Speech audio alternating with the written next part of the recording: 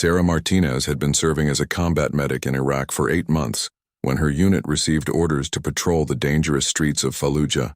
The year was 2004, and the city had become one of the most violent places on earth for American forces. Every morning brought new threats, but Sarah never imagined that this particular day would change her life forever. The sun was just beginning to rise over the dusty horizon when Sarah's convoy of 4 Humvees rolled out of the base. She sat in the second vehicle, her medical bag securely fastened beside her. The team consisted of 12 soldiers, all experienced fighters who had learned to trust each other completely. Their mission seemed routine: check on a reported weapons cache in the Eastern District and return before the afternoon heat became unbearable. Sarah had joined the army to serve her country and help save lives. Growing up in a small Texas town, she had always been the type of person who ran toward danger instead of away from it. Her fellow soldiers respected her not just for her medical skills, but for her courage under fire. She had already saved 3 lives during previous missions, earning her the nickname Angel among the troops. The convoy moved slowly through the narrow streets, their eyes constantly scanning for signs of trouble. The local residents had learned to stay indoors during military patrols, so the empty streets felt eerie and threatening. Sarah could feel the tension building as they approached their destination. Something felt different about this morning, though she couldn't put her finger on exactly what. As they turned onto a main boulevard lined with abandoned shops, the lead vehicle commander's voice crackled over the radio. They had spotted suspicious movement in a building ahead. The convoy slowed to a crawl as the soldiers prepared for a possible confrontation. Sarah checked her weapon and made sure her medical supplies were easily accessible. In her mind, she was already running through the procedures she might need to save a wounded teammate. The attack came without warning. The first explosion rocked the lead Humvee, sending it skidding sideways into a concrete barrier. Before anyone could react, automatic weapons fire erupted from multiple buildings on both sides of the street. The insurgents had planned this ambush perfectly, waiting for the convoy to enter a kill zone where escape would be nearly impossible. Sarah's vehicle swerved violently as the driver tried to find cover behind a burned-out car. Bullets smashed through the windows, and she could hear her teammates shouting orders and returning fire. The radio was filled with urgent calls for backup and casualty reports. In those first chaotic minutes, Sarah's training took over. She grabbed her medical bag and prepared to help whoever needed her most. The firefight lasted for what seemed like hours, though it was probably only 20 minutes. Sarah managed to reach 2 wounded soldiers and provide emergency treatment while bullets flew overhead. Her hands remained steady as she applied pressure bandages and administered pain medication. Even in the middle of hell, she was doing what she had trained to do: saving lives. When the shooting finally stopped, Sarah thought the worst was over. The insurgents had retreated and reinforcements were on their way. She was helping to evacuate the wounded when she noticed movement in a second-story window across the street. A sniper had remained behind, waiting for the perfect moment to strike. Sarah saw the rifle barrel pointing directly at her wounded teammate and made a split-second decision that would define the rest of her life. Without hesitation, she threw herself between the sniper and her fellow soldier. The first bullet hit her in the shoulder, spinning her around. The second caught her in the chest and she stumbled backward. But the sniper wasn't finished. As Sarah fell to the ground, more shots rang out, each one finding its mark. Her body jerked with each impact as 11 bullets tore through her uniform and into her flesh.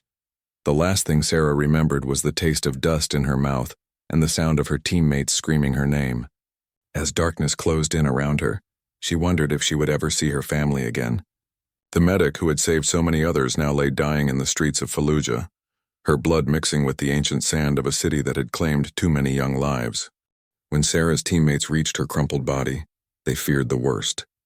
Blood pooled beneath her still form, and her breathing was so shallow it was barely detectable. Sergeant Mike Rodriguez, the squad leader, dropped to his knees beside her and immediately began checking for signs of life. His hands shook as he searched for a pulse, knowing that losing Sarah would devastate the entire unit. The 11 gunshot wounds had torn through Sarah's body with devastating effect. Bullets had punctured her lung, shattered ribs, and caused massive internal bleeding. One round had come dangerously close to her heart, missing the vital organ by less than an inch. Another had grazed her spine, and for a terrifying moment, Rodriguez thought she might be paralyzed. But Sarah's eyes flickered open briefly, and she whispered something that nobody could understand. The evacuation helicopter couldn't land in the hot zone where the convoy was trapped. Enemy forces were still active in the area, and the pilot couldn't risk his crew or the wounded soldiers already on board. Rodriguez made the agonizing decision to load Sarah into one of the damaged Humvees and attempt to drive to a safer landing zone several blocks away. Every bump in the road caused Sarah to gasp in pain, though she had lost so much blood that she was barely conscious. Dr. Emily Chen was waiting at the field hospital when Sarah's stretcher was rushed through the doors. The young surgeon had seen hundreds of combat casualties, but the sight of Sarah's wounds made her stomach turn. 11 entry points meant 11 potential paths of destruction through vital organs and blood vessels. As the medical team cut away Sarah's uniform, Dr. Chen realized this would be the most challenging case of her career. The first surgery lasted 14 hours. Dr. Chen and her team worked frantically to stop the internal bleeding and remove bullet fragments from Sarah's chest and abdomen. They lost her twice on the operating table, her heart stopping for several minutes each time. But somehow Sarah kept fighting back, her body refusing to give up even when medical science suggested she should have died hours ago. Sarah's parents received the phone call no military family ever wants to get. The voice on the other end was calm and professional, but the words hit like physical blows. Their daughter had been critically wounded and was fighting for her life in a hospital thousands of miles away. Within hours, they were on a military transport plane, praying they would arrive in time to say goodbye.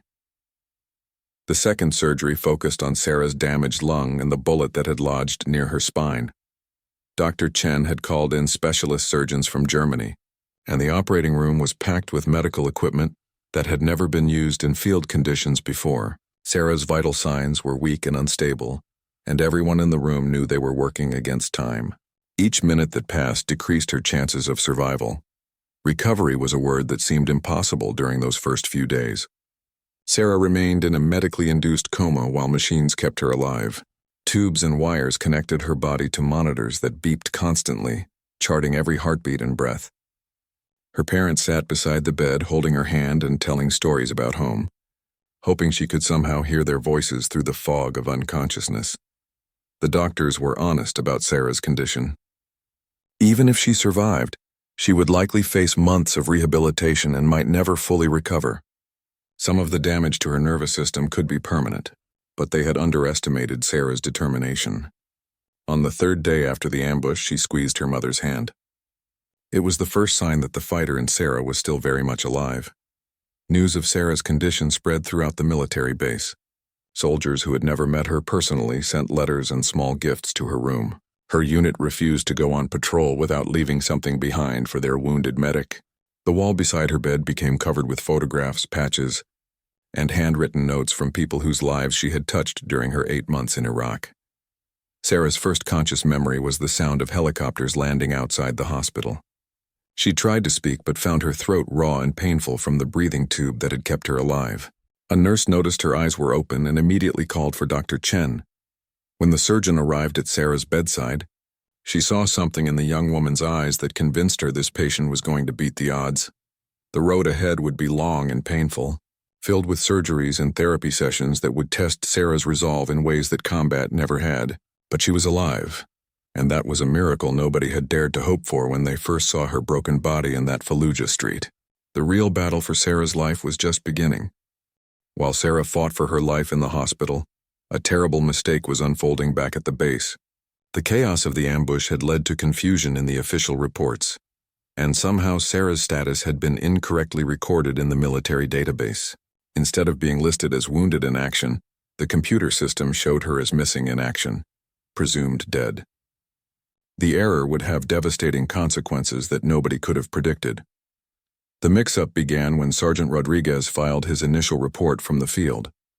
In the heat of the moment, with wounded soldiers scattered and enemy contact still possible, he had briefly lost track of who was where. Sarah had been evacuated so quickly to save her life that the paperwork got separated from her medical transport.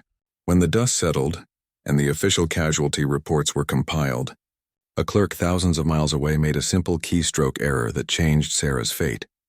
Sarah's parents had been told she was wounded but stable. They expected regular updates on her condition and planned to stay at the hospital until she recovered enough to be transferred home. But when they tried to visit her room on the fourth day, they found it empty. A confused nurse told them that according to the records, no patient by that name had ever been admitted to the hospital. It was as if Sarah Martinez had simply vanished. The military bureaucracy moved slowly to investigate the discrepancy. Sarah's commanding officer was dealing with the aftermath of the ambush and didn't immediately notice that one of his soldiers had disappeared from the system. Meanwhile, Sarah had been transferred to a different ward under a temporary medical number, and the staff treating her had no idea that her family was frantically searching for her just floors below. Back home in Texas, Sarah's hometown received word that she was missing and presumed dead. The local newspaper ran a front-page story about the young woman who had given her life serving her country.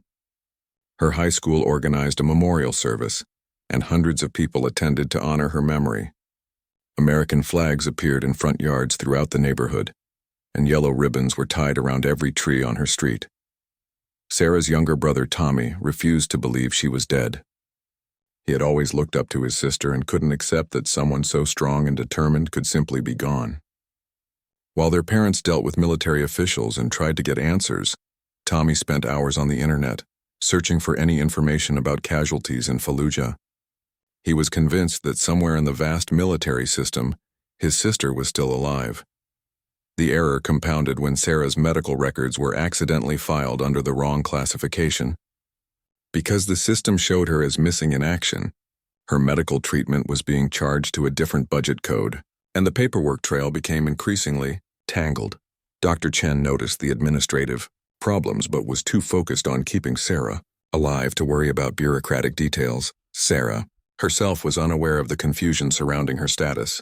The pain medications kept her drifting in and out of consciousness, and when she was awake, she was focused on basic tasks like breathing and moving her fingers. She occasionally asked nurses about her parents, but the language barrier and her weakened condition made communication difficult.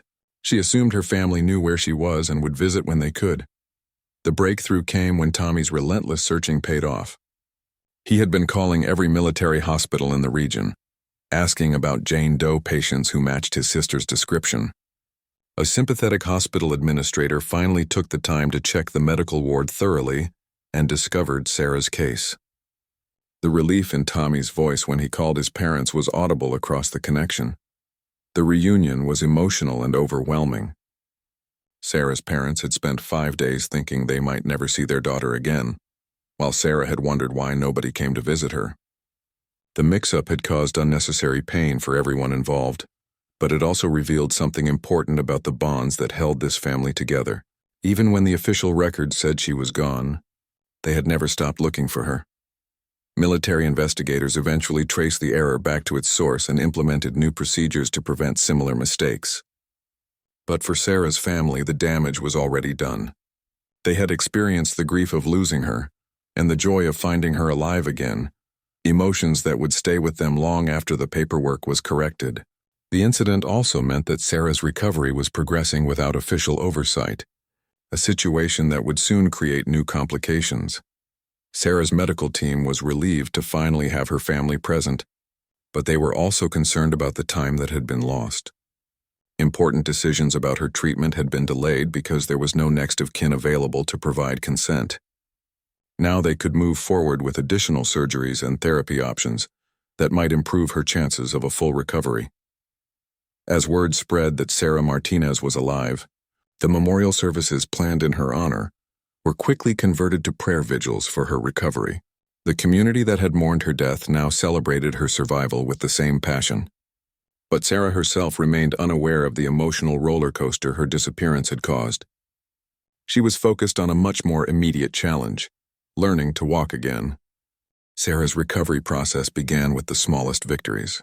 On her 10th day in the hospital, she managed to wiggle her toes, a sign that the bullet near her spine hadn't caused permanent paralysis.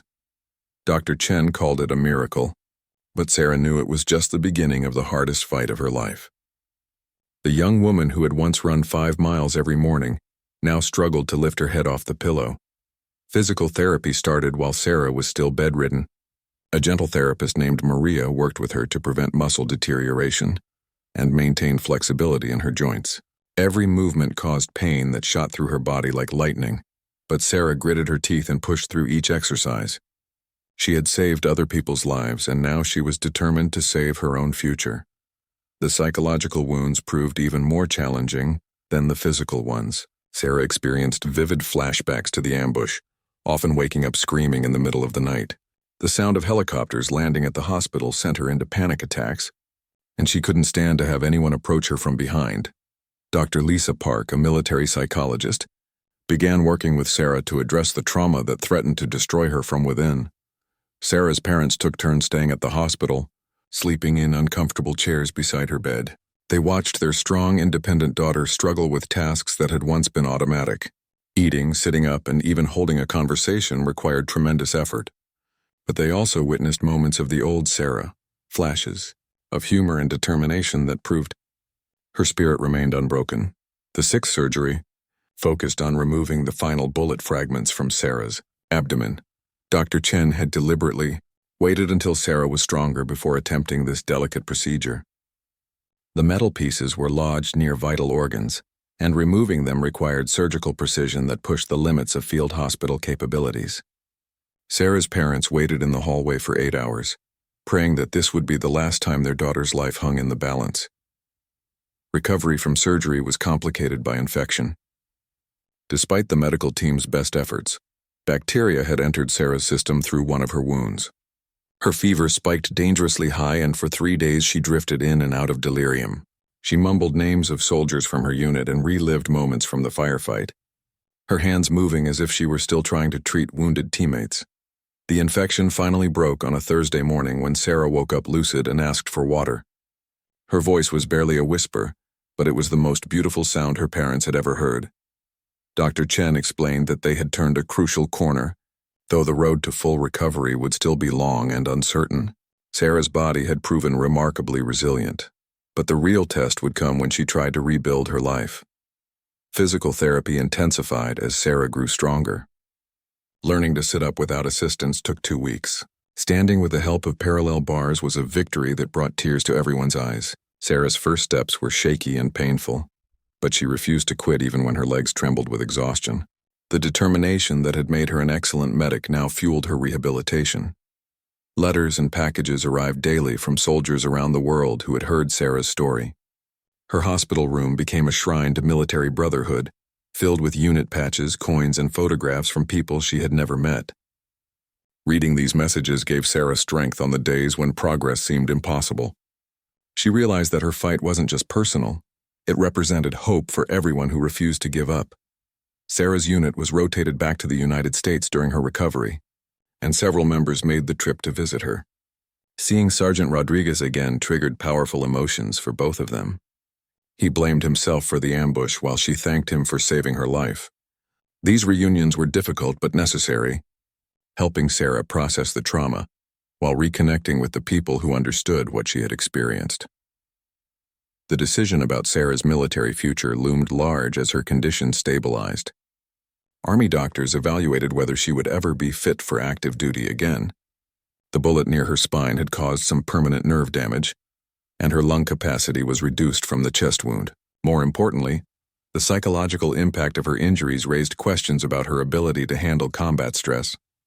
Sarah surprised everyone by expressing a desire to continue serving in the military, even if it meant accepting a desk job or training position. The Army had saved her life after the shooting, and she felt obligated to give something back. But deep down, she also knew that leaving the service might feel like admitting defeat, something her stubborn personality wouldn't allow. As autumn arrived, Sarah had progressed to walking short distances without assistance. She could climb stairs slowly and had regained most of the feeling in her hands. Dr. Chen was amazed by her progress and credited Sarah's mental toughness for achieving what medical science said should have been impossible. But the doctor also warned that Sarah would face challenges for the rest of her life, and some limitations would never fully disappear. The day Sarah walked out of the hospital was both triumphant and terrifying. After 3 months of intensive medical care, she was finally healthy enough to continue her recovery at home. Her parents supported her on both sides as she took her first steps into the outside world, squinting in the bright sunlight that seemed impossibly brilliant after so many days in the sterile hospital environment. 2 days after Sarah had been declared missing in action, a Navy SEAL team received an urgent mission that would change everything. Intelligence reports suggested that an American soldier was being held captive in a building complex on the outskirts of Fallujah. The information was sketchy and unconfirmed, but the possibility that a fellow service member was in enemy hands meant the SEALs would risk everything to mount a rescue operation. Lieutenant Commander Jake "Ghost" Morrison led the 6-man team tasked with the rescue mission. Morrison was a veteran of dozens of special operations, known for his ability to extract hostages from impossible situations. His team had been operating in Iraq for 8 months, conducting raids against high-value targets and gathering intelligence on insurgent activities. But this mission felt different, more personal and urgent than their usual assignments. The SEALs spent 18 hours studying satellite images and intercepted communications to plan their approach. The target building was a 3-story structure surrounded by smaller houses and narrow alleys that could hide enemy fighters. Intelligence suggested the building might be booby-trapped, and the team would have to move carefully to avoid walking into an ambush. Morrison knew they would have only minutes to locate and extract the hostage before enemy reinforcements arrived. What the SEAL team didn't know was that their intelligence was partially incorrect.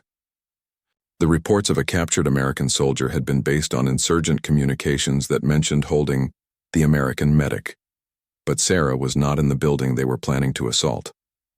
She was recovering in the hospital, listed as missing due to the administrative error. The confusion in military records had created a situation where elite soldiers were risking their lives to rescue someone who was already safe. The mission launched at midnight under a new moon that provided perfect cover for the team's night vision equipment. Morrison's men moved silently through the empty streets, communicating through hand signals and staying in the shadows of buildings. They had practiced this type of operation hundreds of times, but the knowledge that a fellow American was counting on them added intensity to every step they took. The building assault began with Morrison's team eliminating sentries who were guarding the perimeter. The SEALs used suppressed weapons and moved with deadly efficiency, clearing each room methodically while searching for signs of their missing comrade. They expected to find Sarah chained in a basement or locked in an upstairs room, probably injured and traumatized but alive. Instead, they discovered something that made Morrison's blood run cold. The insurgents had been torturing local civilians who they suspected of cooperating with American forces. The building contained evidence of horrific crimes but no American prisoners. Morrison realized they had been sent on a mission based on false intelligence, but their presence had uncovered something else that demanded action. The team's communications specialist, Petty Officer Rodriguez, tried to contact headquarters for guidance on their next move. The radio crackled with static, and it took several minutes to establish a clear connection. During this time, Morrison made the decision to document everything they had found and to evacuate any surviving civilians who might still be in the building. Back at the command center, intelligence officers were frantically trying to piece together the truth about Sarah Martinez. The SEAL mission had been launched based on intercepted messages, but a more thorough review of the communications suggested the insurgents had been talking about a different incident entirely. The realization that they might have sent the rescue team after a ghost was both embarrassing and alarming. Morrison's team spent 3 hours in the target building, gathering evidence and searching for any clues about American prisoners in the area. They found documents that mentioned several other locations where insurgents might be holding captives, but nothing that specifically referenced the missing medic they had been sent to rescue. The mission was becoming an intelligence-gathering operation rather than a rescue. As dawn approached, Morrison ordered his team to withdraw from the building. They had accomplished something important by disrupting an insurgent torture facility, but they had failed in their primary objective of rescuing Sarah Martinez. The disappointment was visible on every face as the SEALs made their way back to their extraction point, knowing they would have to report that the missing soldier was still unaccounted for. The helicopter ride back to base was silent except for the rotor noise that made conversation impossible. Morrison stared out at the desert landscape and wondered where Sarah Martinez could be. His team had risked their lives based on intelligence that proved to be wrong, but somewhere out there, a fellow service member was still missing. The SEAL commander was not the type of man who gave up easily. Upon returning to base, Morrison immediately requested access to all available intelligence about missing American personnel in the Fallujah area. He was determined to find Sarah Martinez, even if it meant conducting additional missions without official authorization. His team had developed a reputation for never leaving anyone behind, and they weren't about to start now. The irony of the situation was heartbreaking. While Morrison's SEALs were searching empty buildings for Sarah, she was lying in a hospital bed less than 50 miles away, slowly recovering from her wounds. The administrative error that had listed her as missing had triggered a desperate search by some of the most elite soldiers in the American military. They were looking for someone who had already been found. But nobody realized the mistake that was driving their dangerous missions. Morrison's superiors eventually ordered him to suspend the search for Sarah Martinez pending further intelligence. But the SEAL commander had already made a private vow that he would never stop looking for the missing medic. He didn't know that Sarah was alive and recovering, and he couldn't shake the feeling that she was still out there somewhere, waiting for rescue that would never come unless he found her first. Lieutenant Commander Morrison refused to accept defeat. For 2 days after the failed rescue mission, he pored over every piece of intelligence related to missing American personnel in Iraq. His team members watched their commander's obsession grow, knowing that Morrison blamed himself for not bringing Sarah Martinez home. The SEAL leader had built his career on successful missions, and the thought of leaving a fellow soldier behind was eating him alive. The breakthrough came from an unexpected source. Petty Officer Rodriguez had a friend who worked in the military hospital system, and during a casual conversation about the failed mission, Rodriguez mentioned the name Sarah Martinez. His friend paused and said something that made Rodriguez's heart skip a beat. "Martinez? We had a Sarah Martinez here a few days ago, but she was listed as a Jane Doe for a while because of some paperwork problem." Rodriguez immediately contacted Morrison, who was in a planning meeting for another potential rescue operation. The SEAL commander excused himself from the briefing and grabbed Rodriguez by the arm. "Are you absolutely certain about this information?" Morrison demanded. The possibility that they had been searching for someone who was safe all along seemed too good to be true, but it also explained why their intelligence had been so confusing. Within an hour, Morrison and his team were in a vehicle heading toward the hospital. The SEAL commander had not requested permission for this trip, knowing that bureaucratic procedures would only slow them down. If Sarah Martinez was alive and recovering, Morrison wanted to see her with his own eyes before celebrating this miraculous development. The hospital administrator was initially reluctant to provide information about patients to unauthorized personnel, but Morrison's reputation and his team's obvious determination convinced her to make an exception. She led them to the recovery ward where Sarah had been transferred after her latest surgery, warning them that the young medic was still weak and might not be ready for visitors. Morrison's first glimpse of Sarah Martinez confirmed both his worst fears and his greatest hopes. She was clearly alive, but the extent of her injuries was shocking even to a veteran like Morrison who had seen combat casualties throughout his career. Sarah was sitting up in bed, reading a letter from her unit when the SEALs entered her room. She looked up with confusion, wondering why elite Special Forces soldiers were visiting her. "Medic Martinez," Morrison said, his voice thick with emotion he didn't try to hide. "We've been looking for you." Sarah's eyes widened as she realized what was happening. These men had risked their lives searching for her while she lay recovering, unaware that anyone thought she was missing. The weight of their sacrifice hit her like a physical blow. Morrison explained the confusion that had led to the search, and Sarah listened with growing amazement. While she had been fighting for her life in the hospital, these brave men had been fighting to save her life in the field. The administrative error that had caused her family so much pain had also triggered a rescue operation that could have gotten these SEALs killed. The reunion was emotional for everyone involved. Morrison's team had prepared themselves to find Sarah as a prisoner of war, probably traumatized and possibly tortured. Instead, they found a wounded warrior who was well on her way to recovery, surrounded by evidence of the excellent medical care she had received. The relief in the room was so powerful it was almost visible. Sarah thanked each SEAL personally, grasping their hands with what little strength she had recovered. She wanted them to know that their efforts hadn't been wasted, even though she hadn't needed rescuing. The knowledge that fellow soldiers cared enough to risk everything for her gave Sarah a sense of belonging. and purpose that accelerated her emotional healing. Morrison contacted his commanders immediately to report that Sarah Martinez had been found alive and recovering. The news spread rapidly through the military communication network, reaching Sarah's unit and her family within hours. Sergeant Rodriguez, who had blamed himself for losing track of Sarah during the ambush, broke down and cried when he received word that his medic was safe.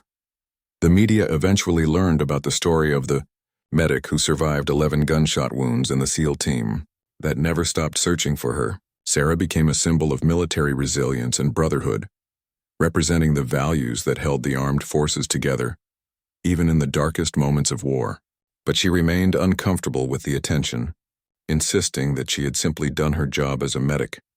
Morrison and his team visited Sarah several more times during her recovery, and a lasting friendship developed between the medic and the SEALs. They shared an understanding of military service that went beyond normal civilian relationships, bonded by their common willingness to sacrifice everything for their fellow soldiers. Sarah often said that being found by the SEALs was as important to her recovery as any medical treatment she received. Years later, when Sarah had returned to civilian life and become a nurse, she would still receive calls from Morrison on the anniversary of the day they found her in the hospital. The SEAL commander had gone on to lead many more successful missions, but he always said that finding Sarah Martinez alive was the most important victory of his military career. The administrative error that had caused so much confusion was never fully explained, lost somewhere in the massive bureaucracy of wartime record-keeping. But the human connections forged during those chaotic days proved more lasting than any paperwork. Sarah's survival had reminded everyone involved why they served, and the bonds created during her ordeal continued long after the war ended. Sarah Martinez eventually made a full recovery and returned to active duty, serving as a military instructor until her retirement. She married, had children, and built a successful civilian career, but she never forgot the lessons learned during those dark days in Fallujah. The medic who had saved so many lives discovered that sometimes the most important rescue is the one that reminds you that you're never truly alone.